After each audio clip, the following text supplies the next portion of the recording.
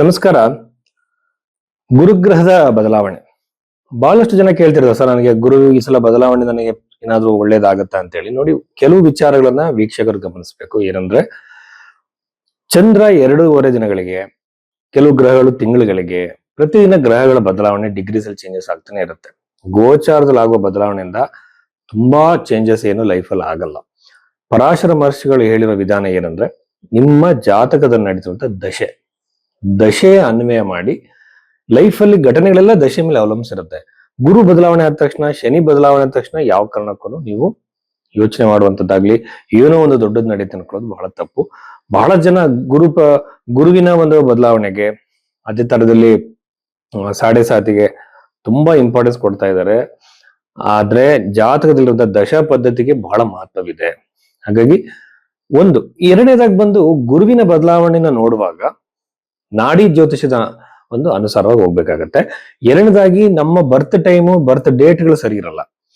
ಹಾಗಾಗಿ ನಮ್ಮ ಹಸ್ತ ಸಾಮುದ್ರಿಕೆಯನ್ನು ಕೂಡ ನಾವು ಈ ಗೋಚರಕ್ಕೆ ಅನ್ವಯಿಸಬೇಕು.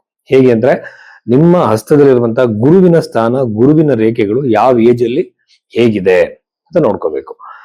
ಜೊತೆಯಲ್ಲಿ ನಾಡಿ ಜ್ಯೋತಿಷ್ಯದ ತತ್ವಗಳು ಹೇಗಿದೆ ಅಂತಂದ್ರೆ, ಗುರು ಎಷ್ಟನೇ ರೌಂಡ್ ಅಲ್ಲಿ ನಿಮಗೆ ಟ್ರಾನ್ಸಿಟ್ ಆಗ್ತಿದೆ. 12 ವರ್ಷಗಳು.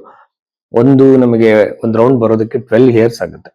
ಫಾರ್ ಎಕ್ಸಾಂಪಲ್, ನೀವು ಹುಟ್ಟಿರುವಂತ ರಾಶಿ ಮೇಷರಾಶಿ ಆದ್ರೆ, ಮೇಷರಾಶಿಯಿಂದ ಅದು ಮತ್ತೆ ಮೇಷರಾಶಿ ಬರೋದಕ್ಕೆ 12 ವರ್ಷಗಳು ಬೇಕು. ಇದು ನಿಮ್ಗೆ ಫಾರ್ ಎಕ್ಸಾಂಪಲ್ ನಿಮ್ಗೊಂದು 36 ಇಯರ್ಸ್ ಅಂದ್ರೆ 3ನೇ ರೌಂಡ್ ನ ಬಿಟ್ಟು 4ನೇ ರೌಂಡ್ಗೆ ಹೋಗ್ತಿರುವಂತದ್ದು.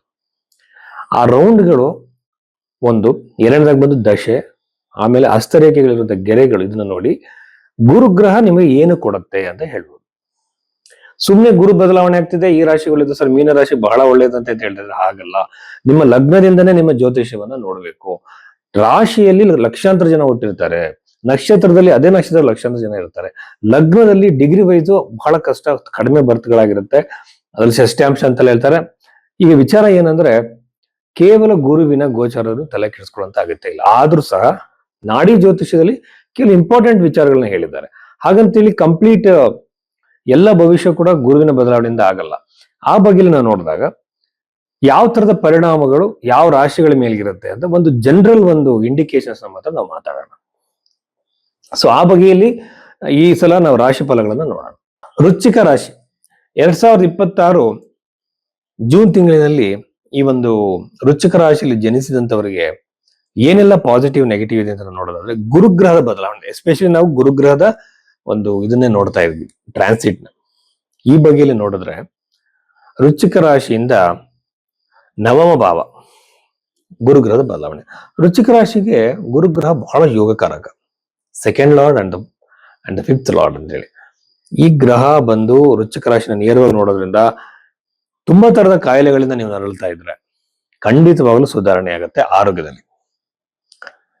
ಲಗ್ನವನ್ನ ಗುರುಗ್ರಹ ನೋಡಿದಾಗ ಲಗ್ನಕ್ಕೆ ಸಂಬಂಧಪಟ್ಟಂತ ಇಶ್ಯೂಸ್ಗಳು, ಕಾಯಿಲೆಗಳು, ಆಂಗ್ಸೈಟಿ ಪ್ರಾಬ್ಲಮ್ಸ್, ಇಶ್ಯೂಸ್ಗಳು, ಹೆಡ್ಏಕ್, ಹಲವಾರು ತರದ ಕಾಯಿಲೆಗಳು ನಿರ್ಮೂಲನೆ ಆಗುತ್ತೆ, ಆಯುಷ್ಯ ವೃದ್ಧಿ ಆಗುತ್ತೆ ಗುರುಗ್ರಹ ನೋಡಿದಾಗ. ಪಂಚಮ ಭಾವ ನೋಡೋದ್ರಿಂದ ವಿದ್ಯಾರ್ಥಿಗಳಿಗೆ ಬಹಳ ಒಳ್ಳೆಯದು. ಕಾಂಪಿಟೇಟಿವ್ ಎಕ್ಸಾಮ್ ಬರೀತಿರೋರಿಗೆ, ಎಂಟ್ರೆನ್ಸ್ ಎಕ್ಸಾಮ್ ಬರೀತಿರೋ ವಿದ್ಯಾರ್ಥಿಗಳಿಗೆ ಗುರುಗ್ರಹ ಬಹಳ ಒಳ್ಳೇದು ಮಾಡ್ತಾನೆ. ವೃಶ್ಚಿಕ ರಾಶಿಯಲ್ಲಿ ಜನಿಸಿದಂತವರಿಗೆ ಏಕಾಗ್ರತೆ ಹೆಚ್ಚು ಮಾಡ್ತಾನೆ, ಜ್ಞಾಪಕ ಶಕ್ತಿನ ಹೆಚ್ಚು ಮಾಡ್ತಾನೆ. ಗುರುಗ್ರಹ ನಿಮಗೆ ಬಹಳ ಶುಭಕಾರಕನಾಗಿರೋದ್ರಿಂದ ನಿಮ್ಮ ಲಗ್ನದಲ್ಲೂ ಕೂಡ, ನಿಮ್ಮ ಬರ್ತ್ ಚಾರ್ಟ್ ಅಲ್ಲೂ ಕೂಡ ಗುರುಗ್ರಹ ಎಲ್ಲಿದೆ ಅಂತ ನೋಡ್ಕೊಳ್ಳಿ. ಗುರುಗ್ರಹ ನಿಮ್ಮ ಲಗ್ನ ಚಾರ್ಟ್ ಅಲ್ಲಿ ಪಂಚಮ ಭಾವನ ಅಕ್ಸೆಪ್ಟ್ ಮಾಡ್ತಿದ್ರೆ ನಿಮಗೆ ಎಜುಕೇಶನ್ ಅಲ್ಲಿ ಯಾವುದೇ ತೊಂದರೆ ಇರಲ್ಲ, ವಿದ್ಯಾವಂತರಾಗ್ತೀರಾ, ಜ್ಞಾನವಂತರಾಗ್ತೀರಾ, ಹಲವಾರು ವಿಚಾರಗಳನ್ನ ತಿಳ್ಕೊಳ್ತೀರಾ, ಡೀಪರ್ ಲೆವೆಲ್ಗೆ ಹೋಗ್ತೀರಾ. ಸುಮ್ಮನೆ ಸರ್ಫೇಸ್ ಲೆವೆಲ್ ಮೇಲ್ಮೇಲ್ಗಡೆ ಮಾತಾಡೋದಲ್ಲ, ಡೀಪರ್ ಲೆವೆಲ್ಗೆ ಹೋಗಿ ಮಾತಾಡುವಂತ ಶಕ್ತಿ ನಿಮಗೆ ಹುಟ್ಟುತ್ತಾನೆ ಬಂದಿರುತ್ತೆ. ಯಾರಿಗೆ ಗುರುಗ್ರಹ ಪಂಚಮ ಭಾವನ ಆಕ್ಟಿವೇಟ್ ಮಾಡೋದು. ಅದಕ್ಕೆ ಜ್ಯೋತಿಷ್ಯ ಕಲಿಬೇಕಾದ್ರೆ ಪಂಚಮ ಭಾವಕ್ಕೆ ಗುರುಗ್ರಹದ ದೃಷ್ಟಿ ಇಂಪಾರ್ಟೆಂಟ್ ಅಂತ ಹೇಳ್ತಾರೆ. ಇದಾಯ್ತಾ? ಸೊ ಇದು ಮೀನರಾಶಿನ ಮಾಡುತ್ತೆ. ಪಂಚಮ ಭಾವಕ್ಕೆ ಸಂತಾನ ಯೋಗಕ್ಕೆ ಬಹಳ ಒಳ್ಳೆಯದು. ಸೊ ನನಗೆ ಮಕ್ಕಳಾಗ್ತಾ ಇಲ್ಲ ಸರ್, ನಮಗೆ ಪ್ರಯತ್ನ ಮಾಡ್ತಾ ಇದೀವಿ, ಟ್ರೀಟ್ಮೆಂಟ್ ತಗೊಳ್ತಿದೀವಿ ಅಂತ ಹೇಳ್ತಾರೆ, ಅವರಿಗೆಲ್ಲ ಶುಭಕರವಾಗಿರುತ್ತೆ. ಪ್ರೇಮಿಗಳು ದೂರ ಆಗಿರುವಂತವ್ರು ಹತ್ರ ಆಗ್ತಾರೆ. ಹೊಸ ವಿದ್ಯೆಗಳನ್ನ ನೀವು ಕಲಿತೀರಾ, ಹೊಸ ಹೊಸ ವಿಚಾರಗಳನ್ನ ಕಲಿತೀರಾ, ಪ್ರೀತಿ ಉಂಟಾಗುತ್ತೆ. ಕೆಲವ್ರಿಗೆ ಒಳ್ಳೆ ಪಾರ್ಟ್ನರ್ ಸಿಕ್ಕಿರಲ್ಲ ಲೈಫಲ್ಲಿ. ನಮ್ಮ ಲೈಫಲ್ಲಿ ಒಬ್ಬರು ಪಾರ್ಟ್ನರ್ ಬಹಳ ಮುಖ್ಯ ಆಗ್ತಾರೆ. ಒಂಟಿಯಾಗಿರ್ತೀವಿ ನಾವು, ಆದ್ರೆ ನಮ್ಮ ಲೈಫಲ್ಲಿ ಹೊಸ ವ್ಯಕ್ತಿ ಆಗಮನ ಆಗುವಂತ ಸಾಧ್ಯತೆ ಈ ಗುರುವಿನ ಬದಲಾವಣೆಯಿಂದ ಆಗುತ್ತೆ. ಸೊ ಇಷ್ಟು ವಿಚಾರಗಳು ಬಂದು ವೃಶ್ಚಿಕ ರಾಶಿಗೆ ಸಂಬಂಧಿಸಿದ್ದು.